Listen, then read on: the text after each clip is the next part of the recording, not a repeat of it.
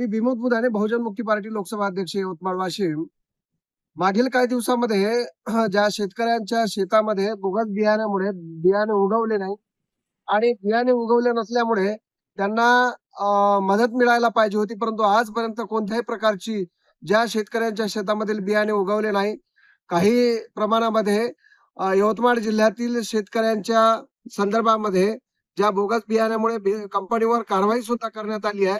त्यांच्यावर गुन्हे सुद्धा दाखल करण्यात आले आहे. परंतु आतापर्यंत कोणत्याही शेतकऱ्याला यवतमाळ जिल्ह्यातील गाढवा, दिग्रस, नेर विधानसभा क्षेत्रासह यवतमाळ जिल्ह्यातील कोणत्याही शेतकऱ्याला अजूनपर्यंत आर्थिक मदत मिळाली नाही.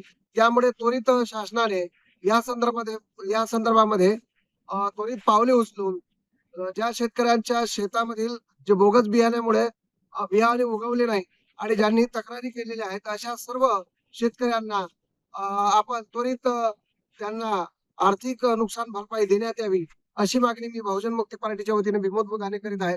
अन्यथा शेतकऱ्यासह आम्ही बहुजन मुक्ती पार्टीच्या वतीने आंदोलनाची दिशा ठरवण्यात येईल. शेती आहे. रवी कंपनीचं बियाणं टाकलेलं आहे. माझ्या शेतात मी 5 ते 7% सोयाबीन निघालेलं आहे. माझं फार नुकसान झालेलं आहे.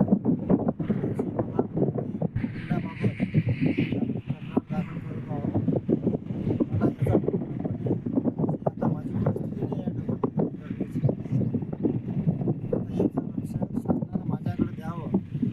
माझी खर्च झालेला आहे शेतीवर. त्याच्यामध्ये दोन्ही क्षेत्रावर 5-5 एकर सोयाबीन पेरलं. पहिल्यांदा 25 जूनची पेरणी झाली. ती सुद्धा निघालं नाही म्हणून नंतर दुसऱ्या याच्यामध्ये पेरलं. त्याला पाणी देऊन हे निघालेलं नाही आहे.